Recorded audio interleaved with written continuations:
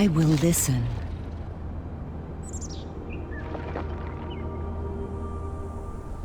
What's good, gamers? Welcome back to each and every one of you. In today's video, we're taking a look at the greatest villains Blizzard have ever introduced in World of Warcraft. That's right, we are doing the analysis for Vyranoth and Alexstrasza. I've been going back and forth on this one. I've had theories, and then the next day I wake up and I go, no, that was wrong. New theory.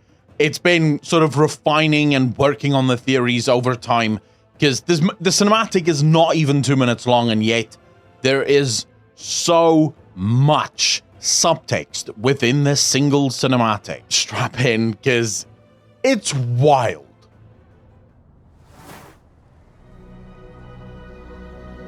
Right off the bat, very good anticipation moment. We all know what this means. The icy breath, Alexstrasza waiting. She's been waiting for Vyranoth. We now finally get to see that one moment that we've all wanted to see. The meeting. And they're both prepared, so let's set the stage. Alexstrasza has been waiting. She wants to convince Vyranoth that Iridikron is bad and that she should join with them. She wants to rebuild that bridge. Vyranoth has other plans. I knew you would come. Insane moment as the camera pans around Alexstrasza. That image emerges. Vyranoth, cold, collected, zero emotion, just looking at Alexstrasza, and it immediately sets the tone for the rest of this encounter.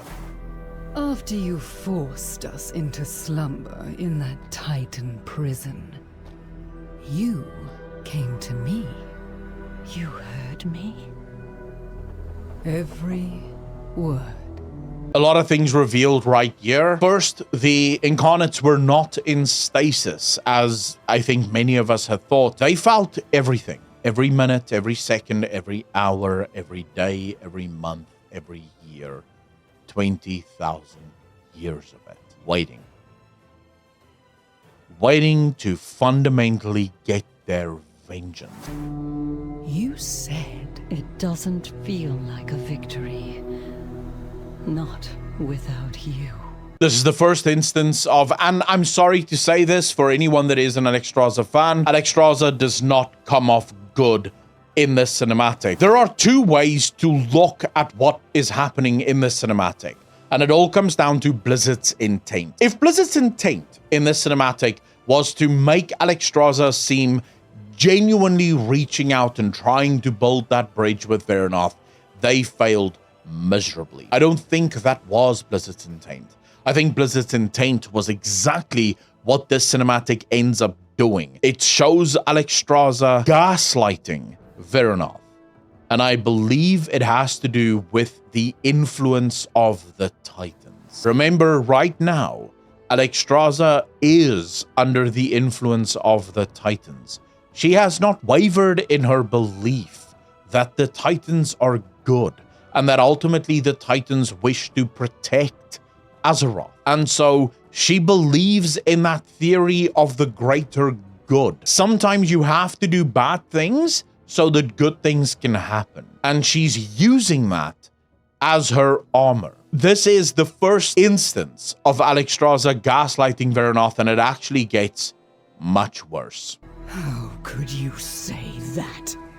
After everything. You were my dearest friend. And losing you to this conflict broke my heart. Second time that Alexstrasza gaslights Vyranoth. Now, you might say, but Akalon, is that really gaslighting? It doesn't really seem like it. All right, let's call it manipulation, because she is manipulating Vyranoth. I'm going to use an example here, and I realize it's a very extreme example, but it really is the best example I can think of. This is the equivalent of a partner beating up their partner, then going out to dinner without their partner while their partner is sitting on the couch, bleeding out of their eyes and the eyes swollen, and going, if only you didn't make me angry, you could have been with me there tonight. Tonight's not going to be the same without you. I really wish you could have been there tonight. And it's like, yeah, but what? That's the equivalent here. Losing you to this conflict. What a nice way of saying this. What a nice way of washing your hands and in complete innocence. If only this conflict didn't transpire, I wouldn't have lost my dearest friend. I cared about you, and you decided to fight us. But of course, completely ignoring the actual reason why the fight transpired in the first place. After everything, You were my dearest friend. And losing you to this conflict broke my heart. you promised me you would not force the Titan's will upon us. But the eggs, Alexstrasza. You did nothing while your masters warped our children, still in the shell. There we go. There is the big reveal and the moment. The single moment. This perhaps is the best writing in the history of Blizzard Entertainment. Because in this specific moment, a great threat that we can't wait to face in a raid becomes a question mark. Suddenly, every player that's been paying attention goes, what? Wait, I need to rethink everything. I mean, I thought the Incarnates were bad and that the Incarnates just hated the aspects for joining the Titans, but now I find out that this entire conflict started not with the Incarnates. It wasn't them. In fact, you hear what Vyranoth says here. You promised me that you would not force the Titans' will upon us. In other words, every Protodrake would get a choice. But the Titans, of course, as always, come with ulterior motives. They say one thing while the fine print includes a bunch of other things. Yeah, every living Protodrake we will not touch. The children, they're ours. And I think I already know how the children were warped.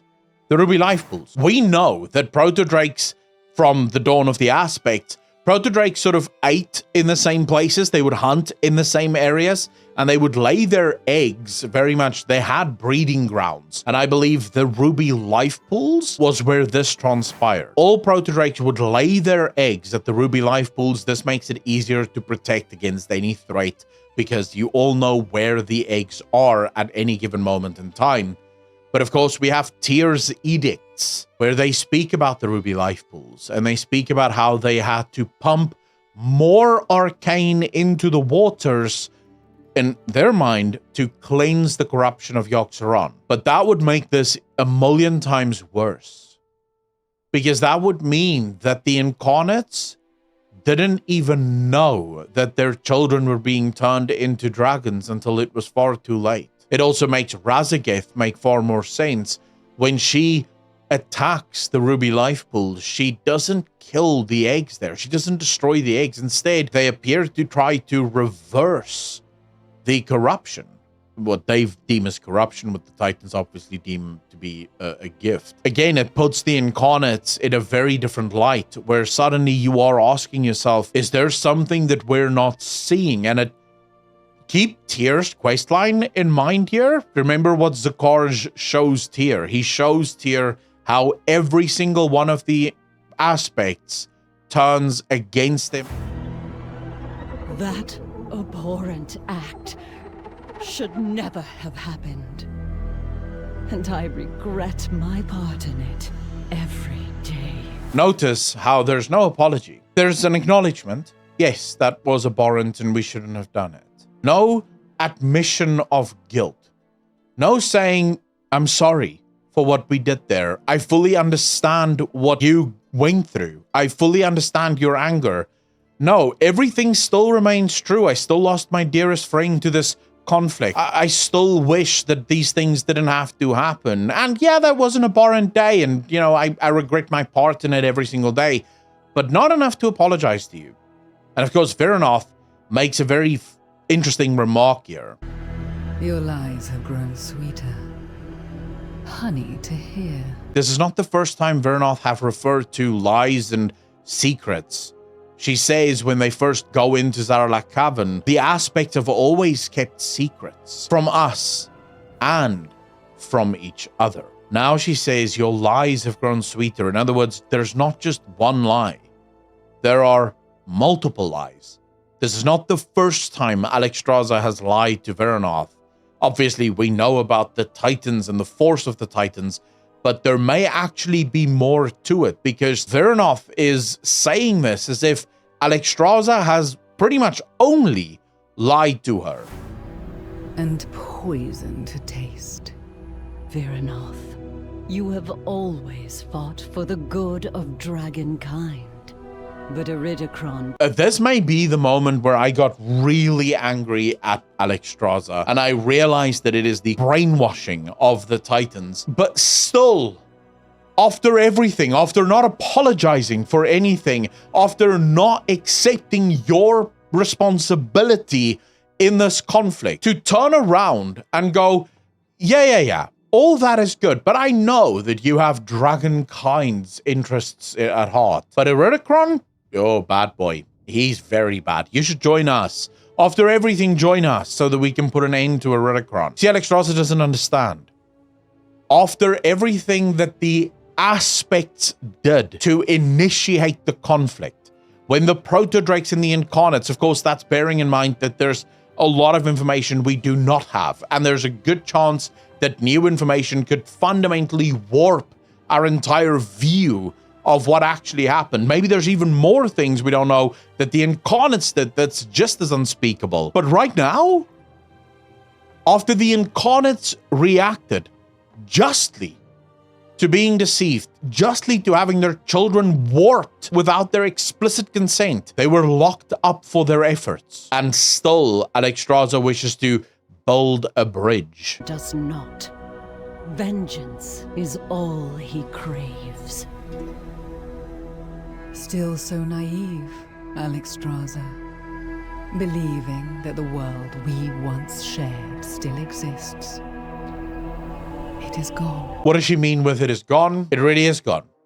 Remember, the world that Vyranoth and Alexstrasza once shared was a world where proto-drakes roamed free, where proto-drakes could decide who they wish to serve. This new world where the Titans had already won? This is not the world that Iridikron, Vyranoth, Farak, and Razageth signed up for. And this next line is just fucking fire.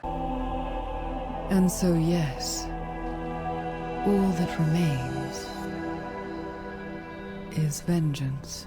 This line is insane. Mainly because it's so cold. It's so cold.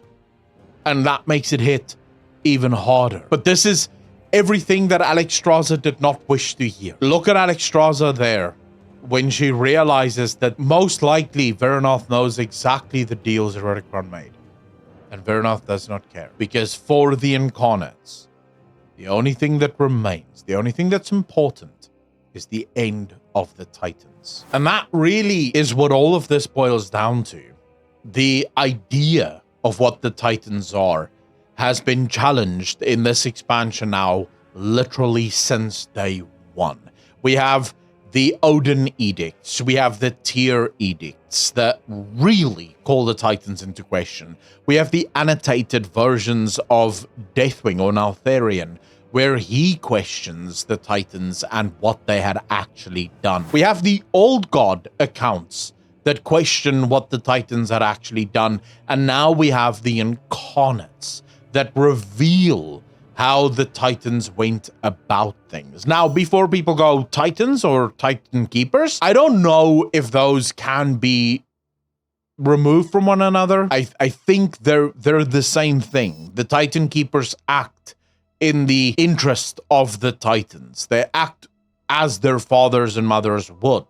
So I believe the Titans are coming back. We know Iridikron wants them back.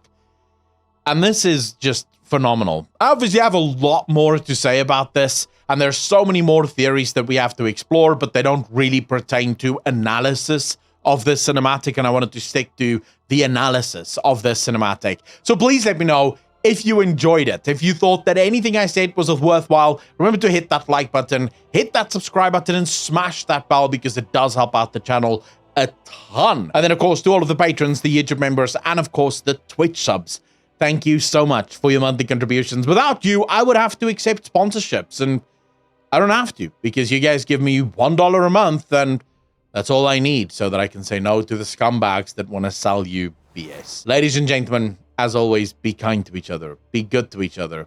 And if you want more videos like this one, better videos, in fact, click any of the videos on your screen right now. Actually, they're on this side.